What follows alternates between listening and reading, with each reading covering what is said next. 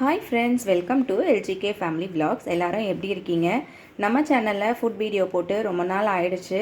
அதுக்காக உங்கள் எல்லாருக்கிட்டையும் நான் சாரி கேட்டுக்கிறேன் ஃப்ரெண்ட்ஸ். ஏன்னா நிறைய ஒர்க் ப்ரெஷர் இருக்குது, ஹெல்த் இஷ்யூஸ் இருந்ததுனால என்னால் ப்ராப்பராக வீடியோ அப்லோட் பண்ண முடியல.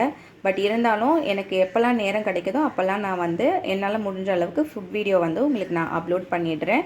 வெளியில் வெயில் வேறு லெவலில் இருக்குது. ஆனாலும் இந்த சம்மர் சீசனில் மேங்கோ, ரா மேங்கோ எல்லாமே பார்த்திங்கன்னா நமக்கு கிடைக்கக்கூடிய நேரமாக இருக்குது. இன்றைக்கி நான் மாம்பழம் எடுத்திருக்கேன். மாம்பழத்தை வச்சு ஒரு அருமையான மாம்பழ கேசரி எப்படி பண்ணுறதுங்கிறத பார்க்கலாம்.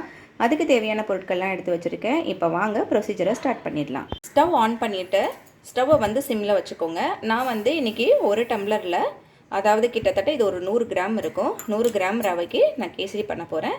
இதை ஒரு 2-3 மினிட்ஸ் லேசாக வறுத்து எடுத்துக்கலாம்.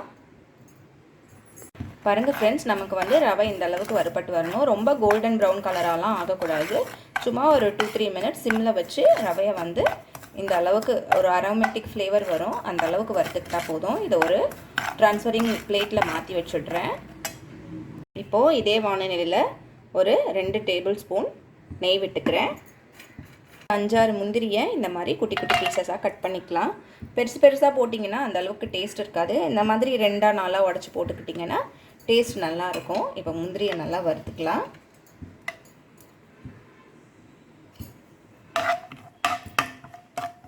இது நல்லா செவந்து வரட்டும். முந்திரி ஓரளவு கோல்டன் ப்ரௌன் கலர் ஆனோடனே நம்மளோட திராட்சைகளை இதில் சேர்த்துக்கலாம். ஸ்டவ் சிம்மில் தான் ஃப்ரெண்ட்ஸ் இருக்குது, ஹை ஃப்ளேம்லலாம் வச்சிடாதீங்க, சிம்லேயே வச்சு குக் பண்ணுங்கள். முந்திரி திராட்சையும் நல்லா இது பாருங்கள், திராட்சையும் நல்லா உப்பி வந்திருக்கு. ஸோ இந்த ஸ்டேஜில்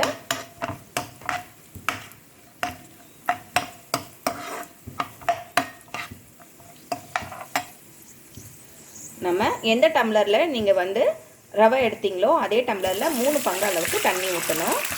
ஸோ தண்ணி ஊற்றியாச்சு. இப்போது நம்மளுடைய உப்பு, சால்ட் உப்பு சும்மா ஒரு சிட்டிகை போட்டுக்கலாம். இப்போது தேவையான அளவு நம்ம எல்லோ ஃபுட் கலர் சேர்த்துக்கலாம். நான் ரொம்ப மைல்டாக தான் ஃப்ரெண்ட்ஸ் சேர்த்துருக்கேன். ஃபுட் கலர் வேணான்னு நினைக்கிறவங்க நீங்கள் அதை அவாய்ட் பண்ணிக்கோங்க. சேர்த்திங்கன்னா கொஞ்சம் பார்க்க நல்லாயிருக்கும், அதுக்காக தான். ஸோ பாருங்கள், நான் ரொம்ப மைல்டாக தான் சேர்த்துருக்கேன். இப்போ இது நல்லா கொதிச்சு வரட்டும். மூடி போட்டு மூடி வச்சுடுங்க. பாருங்கள் ஃப்ரெண்ட்ஸ், தண்ணி நல்லா கொதிச்சிட்ருக்கு. இப்போது நம்மளோட ரவையை நம்ம போட்டுட்டு கைவிடாமல் கிண்டிகிட்டே இருங்க. கிண்டி விட்டுட்டு ஒரு லிட்டு போட்டு, அதாவது ஒரு பிளேட் போட்டு மூடி வச்சுருங்க. ரவை நல்லா நமக்கு வெந்து வரட்டும். ஒரு 2-3 மினிட்ஸ் வெயிட் பண்ணலாம்.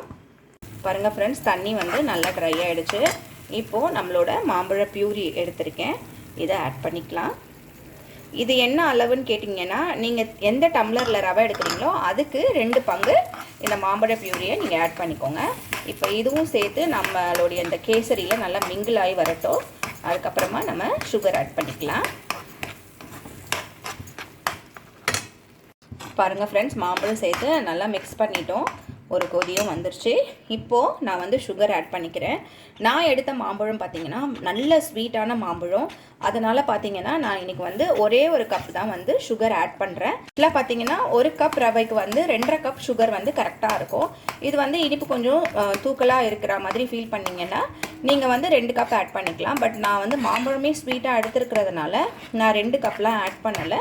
ஒரே ஒரு கப், அதாவது எடுத்த ரவை பங்குலேருந்து ஒரு கப் தான், ஒரு கப் ரவைக்கு 1 கப் சுகர் தான் நான் ஆட் பண்ணுறேன். ஸோ நீங்கள் எடுக்கிற மாம்பழத்தை பொறுத்து நீங்கள் உங்களோட ஸ்வீட்டை கூட்டி குறைச்சி போட்டுக்கோங்க. இப்போ இது நல்லா செட் ஆகி வரட்டும். இதை மறுபடியும் மூடி போட்டு ஒரு 3 மினிட்ஸ் வேக விட்டுறலாம். சிம்லியே தான் ஃப்ரெண்ட்ஸ் இருக்கணும் ஸ்டவ், அதை நோட் பண்ணிக்கோங்க. ஸோ பாருங்கள் ஃப்ரெண்ட்ஸ், நமக்கு மாம்பழ கேசரி ரொம்ப அருமையாக ரெடி ஆகிடுச்சு. இப்போது நம்மளோட ஏலக்காவை போட்டு 2 வாட்டி கிண்டிட்டு ஒரு 5 மினிட்ஸ் கழித்து நான் பிளேட் பண்ணி காமிக்கிறேன். இந்த அளவுக்கு இருக்கணும். இந்த அளவுக்கு இருந்தால் தான் கொஞ்சம் ஆறுனதுக்கப்புறம் சாப்பிட்றதுக்கு நல்ல செட் ஆகி கேசரி ரொம்ப நல்லாயிருக்கும். ஸோ இப்போ 2 கலரு கலரிட்டேன். ஸ்டவ் ஆஃப் பண்ணிடுறேன். ஆஃப் பண்ணிவிட்டு ஒரு 5 மினிட்ஸ் மூடி போட்டு மூடி வச்சுட்டு அப்புறம் பிளேட் பண்ணிடலாம். பாருங்கள் ஃப்ரெண்ட்ஸ், நம்மளோட டேஸ்டியான எம்மியான மாம்பழ கேசரி ரொம்ப ரொம்ப சிம்பிளாக வீட்லேயே ரெடி பண்ணியாச்சு. நீங்களும் இந்த ரெசிபியை உங்கள் வீட்டில் ட்ரை பண்ணி பார்த்துட்டு உங்கள் வீட்டில் இருக்க கிட்ஸுக்கு செஞ்சு கொடுத்து அசத்துங்க. நம்மளோட எல்ஜிகே ஃபேமிலி ரெசிபிஸ் உங்களுக்கு பிடிச்சிருந்ததுன்னா நம்ம சேனலை லைக் பண்ணுங்கள், ஷேர் பண்ணுங்கள், கமெண்ட் பண்ணுங்கள், சப்ஸ்கிரைப் பண்ணுங்கள். மறக்காம பக்கத்தில் இருக்க பெல் ஐக்கானை கிளிக் பண்ணிக்கோங்க. அப்போ தான் நான் உங்களுக்கு போடுற ஃபர்தர் வீடியோஸ் அப்லோட் ஆகும்.